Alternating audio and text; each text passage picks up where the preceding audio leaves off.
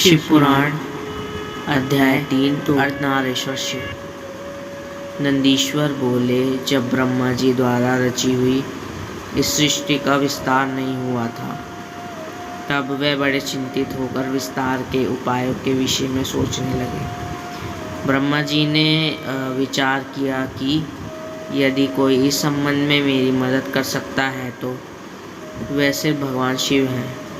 तब अपने आराध्य देव भगवान शिव को प्रसन्न करने हेतु उन्होंने शिव शिवा के संयुक्त रूप की आराधना करनी आरंभ कर दी।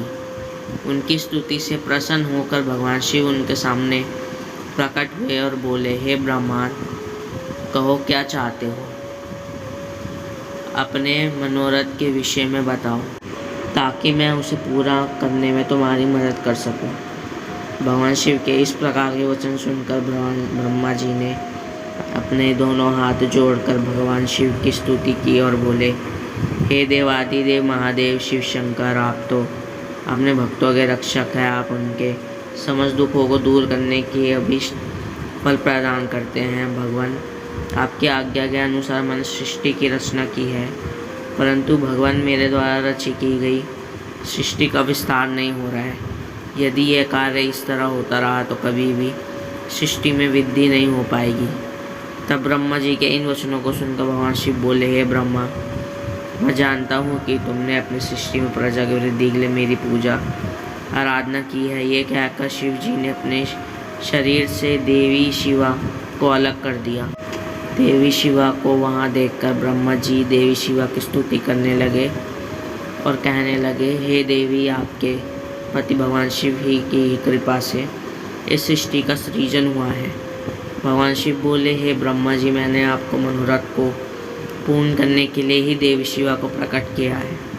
इस सृष्टि का विस्तार तभी संभव है जब मैथिल सृष्टि की रचना हो, इसलिए तुम इस कार्य की पूर्ति करो। ये सुनकर ब्रह्मा जी भगवान शिव और शिवा दोनों की प्रसन्नता हेतु कार्य करने लगे। ब्रह्मा जी बोले, हे देवी, सृष्टि के आरंभ में आपके पति देवादि भगवान शिव ने ही मेरी रचना की थी और मुझे सृष्टि की रचना करने का आदेश दिया था, जिसके फलस्वरूप मैंने अनेक पुरुषों की रचना की, परंतु इतना करने पर भी उनकी वृद्धि संभव नहीं हो रही है। इसके लिए माते मैं आप प्रजा की वृद्धि हेतु आपकी शरण में आया हूँ।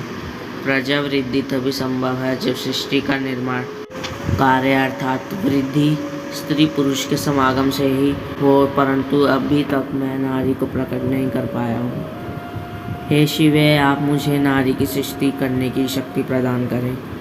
हे सर्वेश्वरी, हे जगत जननी, मेरे कार्य की सिद्धि हेतु आप मेरे पुत्र दक्ष की पुत्री के रूप में जन्म लीजिए। ब्रह्मा जी की प्रार्थना को मानते हुए देवी जगदम्बा ने दक्ष की पुत्री होना स्वीकार कर लिया। ये कहकर देवी शिवा ने भगवान शिव के शरीर में प्रवेश कर लिया।